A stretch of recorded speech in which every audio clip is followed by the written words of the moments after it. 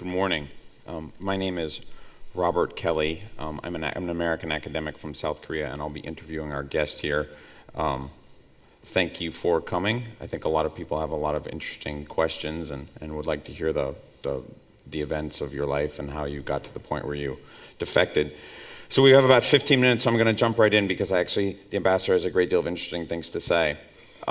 So we've seen over the years, I think most of us are now aware that the average North Korean citizen struggles, right? We know that the average North Korean faces a caloric deficit. We understand that the average North Korean sort of lives under a police state. But I think many people are curious what it's like for a North Korean diplomat. Did you have a sense of distinction from the rest of the population? What was life like near the top of the North Korean system?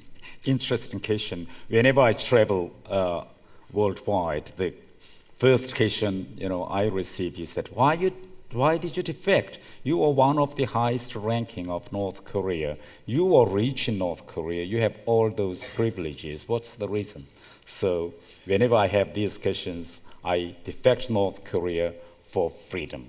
As a diplomat, I spent some time in Europe. For instance, I served in North Korean embassies in Denmark, Sweden, and my last two service was in London. And whenever I work in those foreign countries, I always took my wife and my two sons with me, and my last post was in London.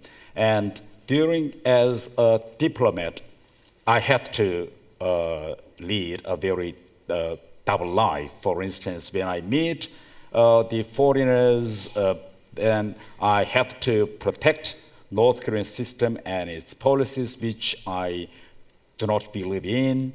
But in the evening, when we have family, the dinner, we have always these family the debate about the British system and North Korea. And whenever we went back to North Korea, because after I spent 2 or 3 years in Europe, then we should go back to North Korea. But whenever we went back to North Korea, it is one of my greatest concern to control my sons, because they experienced the freedom, democracy, all the basic concepts of human rights in London. So when they are back in Pyongyang, in North Korea, they have to be very careful not to tell his friends what he experienced. So his friends kept on asking my sons, how about the life in London? And these questions always put my sons in a very difficult situations, because he can't tell his friends about internet, the YouTube, internet games, the books or songs he sang. So my sons always ask me, Daddy, my friends kept on asking about our life in London. Then my answer is that please read the Oliver Twist again. About that is one of the few novels which were allowed to be read in North Korea. And my son would copy some of the stories of Oliver Twist and tell his friends. This is the life in London. So, this kind of pressure, psychological pressure went on, built up on me, my kids, my wife. So when my kids were controllable when they were young, but when they reached the age of, my first son, when he reached the age of 26, my second one was 19, they have their own, viewpoints, and they were very much frustrated. But so at last I decided to break free, because as a father, I think it is my last mission to cut the chain of slavery, because I thought that the life as a diplomat and the life of the children of diplomats of North Korea is nothing but more than the slavery. That is the main reason. And you've defined North Korea as a modern-day slave state. Would you like to expand on that? Yes.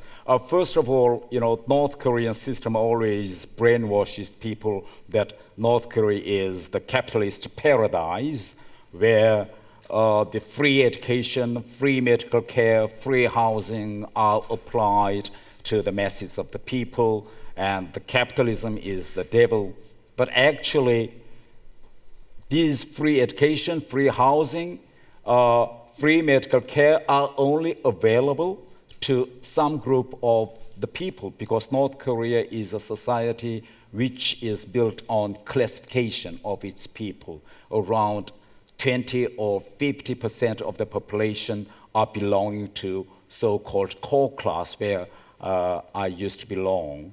And only these people are privileged to enjoy some of the benefits of North Korean system. And the majority of the North Korean people are banned to enter good jobs, like the job like me, or they are banned to enter good universities, good jobs. There is absolutely no freedom. I want to tell them that even in North Korea, there's no freedom to be unemployed.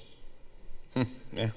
Can you imagine? There is no freedom to be unemployed. The government and the regime appoint your job.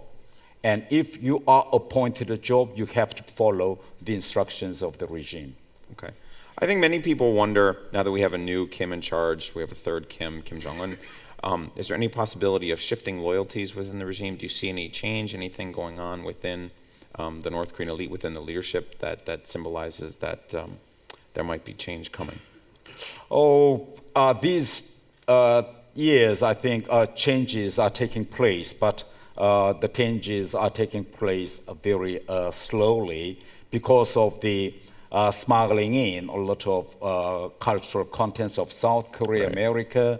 Now North Korean population watch these cultural contents secretly at night. So North Korea is a kind of society where the people pretends to be loyal to Kim Jong-un and its regime, but at night they watch American films or South Korean dramas or movies. So I think the people's mentality are taking place, but changes are taking place. But meanwhile, North Korean regime, Kim Jong-un regime, intensified its policy of terror.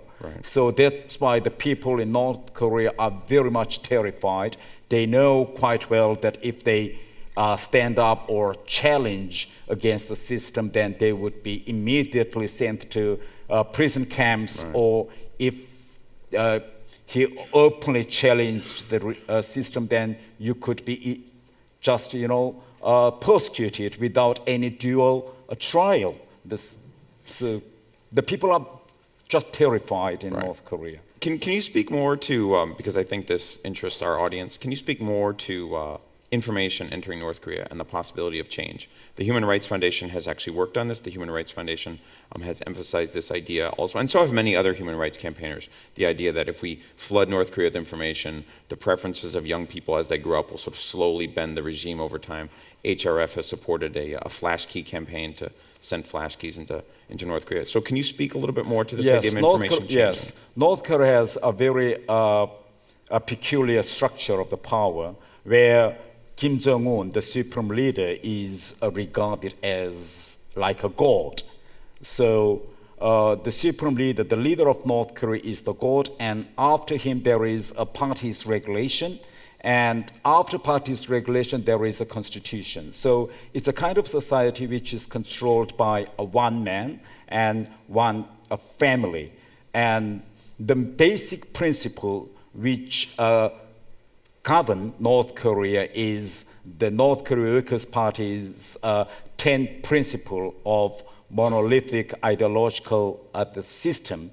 But Kim family actually copied this 10 principle of monolithic ideological system from 10 commandments from the Bible. It is exactly the same. They just changed the God to Kim Il-sung and Kim Jong-il. So that's why... It's true. Yes, so I think it is very important to smuggle in the outside informations to educate North Korean people that Kim family is not the God. Yes, they are just human beings. The principles they are applying are just the copy of 10 commandments from the Bible.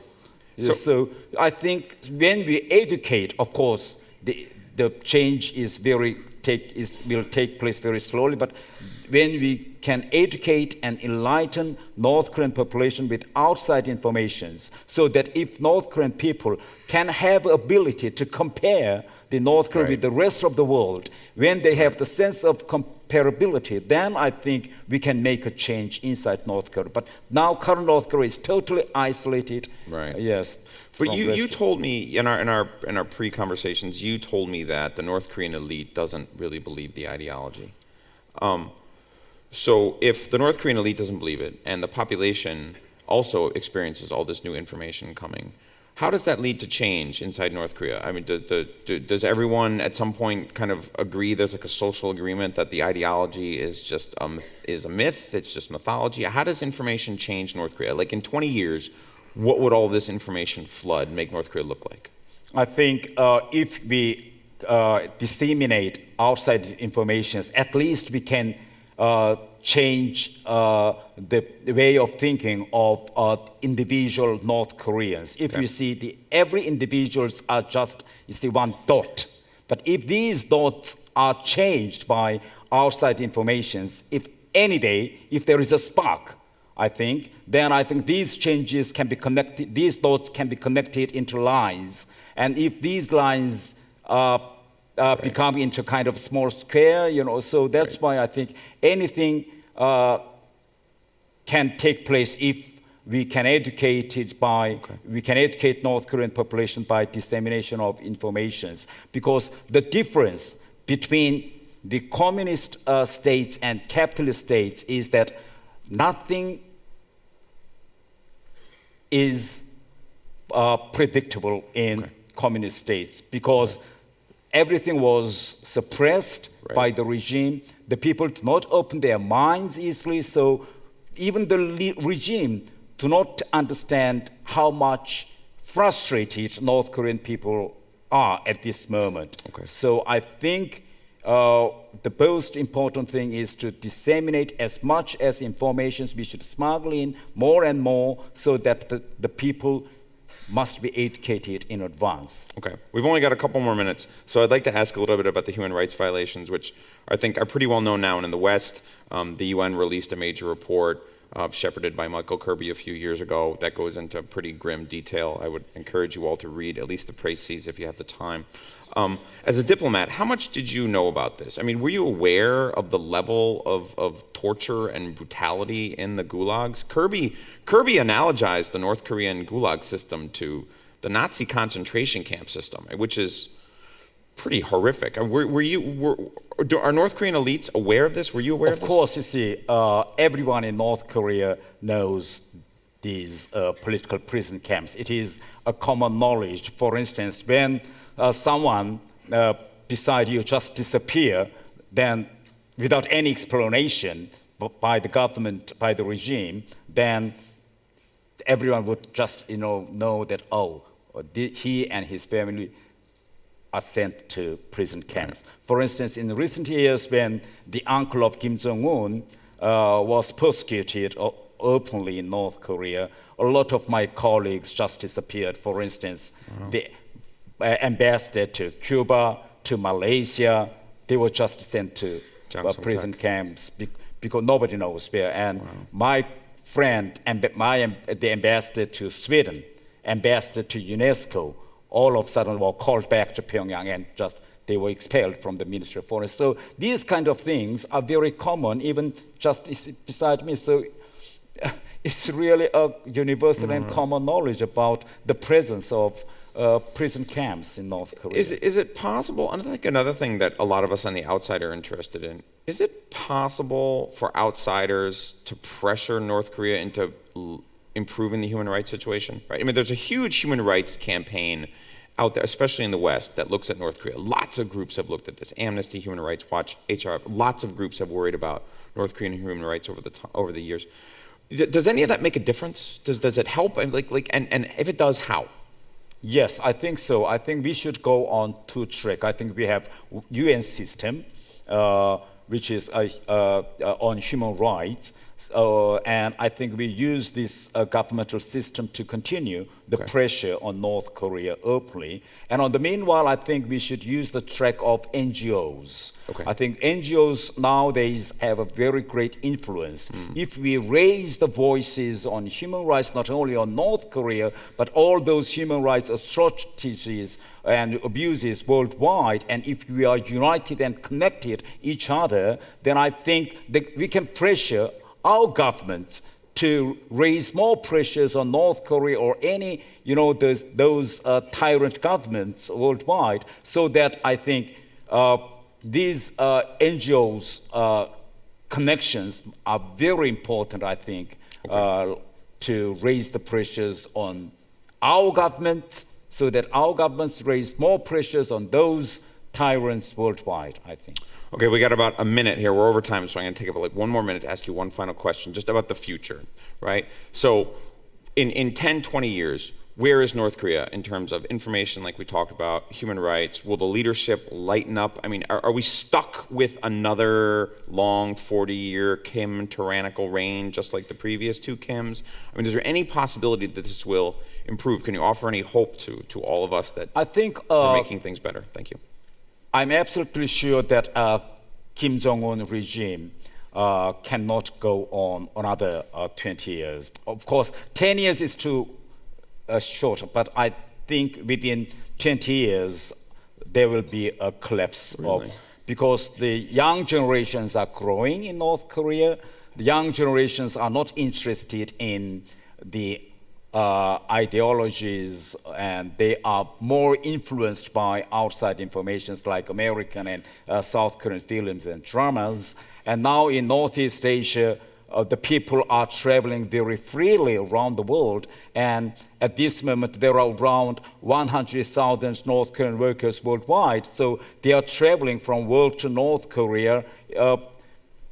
So these people carry these informations. When they travel to other countries for work, they see the free world and they see the free movement of the people. So this kind of, the knowledges may reach the majority of the people. So that's why I think North Korea will be changed within 20 years. That's we great should have a poll. Very optimistic. Well, we really are out of time.